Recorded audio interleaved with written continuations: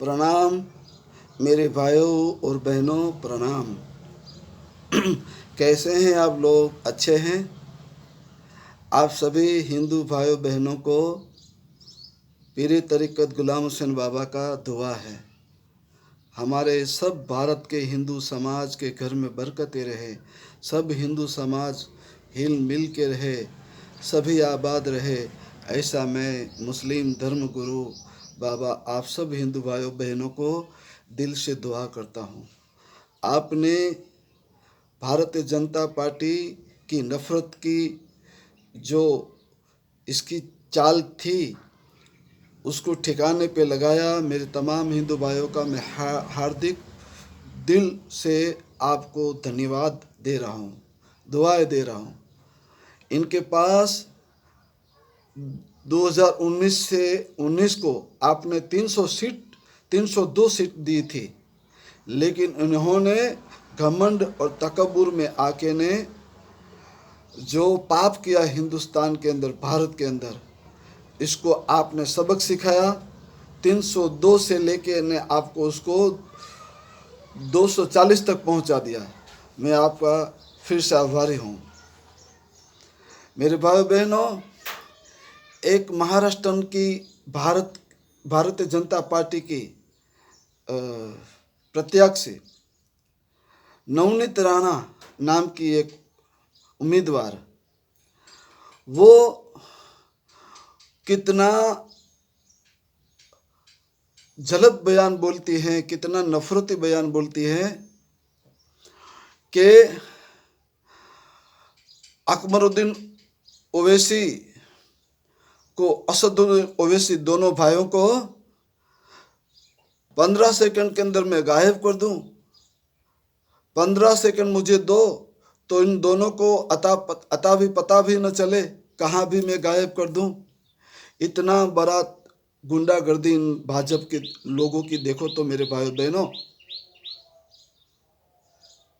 ये कितनी बड़ी गुंडागर्दी करते हैं कि असदुद्दीन ओवैसी और अकबरुद्दीन ओवैसी जैसे बड़े दिग्गज नेताओं को सिर्फ 15 सेकंड के अंदर गायब करने की बात करते हैं, तो हम जैसे लोगों को ये कितने सेकंड के अंदर गायब कर सकते हैं? कुछ भी कर सकते हैं। जब ये नवनीत राणा जैसी एक छोटी गुंडी 15 सेकंड के अंदर गुम गायब करने की बात करती है, तो ये मोदी कितने सेकंड के अंदर हमको गायब कर सकता है? मेरे भाइयों बहनों, ये भाजपा पूरा गुंडों से, बदमाशों से भरा हुआ है पार्टी।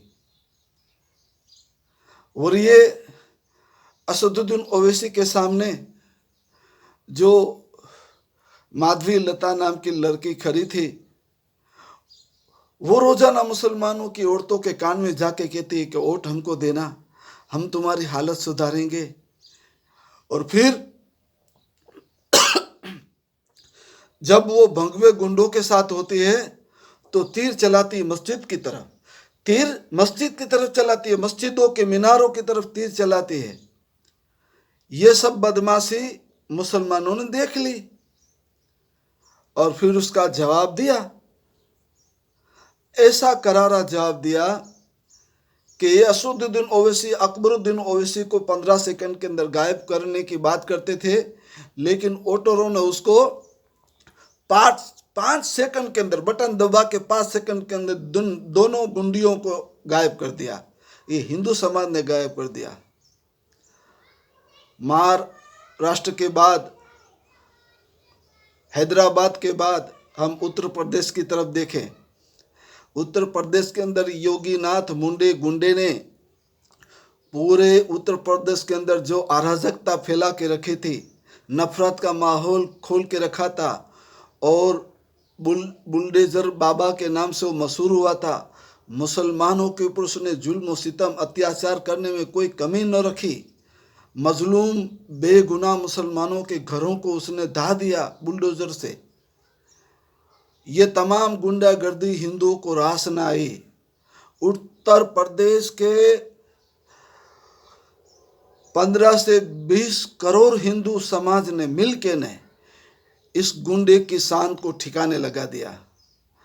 अफजल अंसारी, जो मुख्तार अंसारी साहब को जहर का इंजेक्शन दे के जेल के अंदर इन बदमाशों ने मार दिया, उसके बड़े भाई मुख्तार अंसारी के बड़े भाई अफजल अंसारी साहब को गाजीपुर के अंदर हिंदू लोगों ने बहुत बड़ी मोहब्बत से और जंगी बहुमती से उनको वोट दे के उनको जिताया।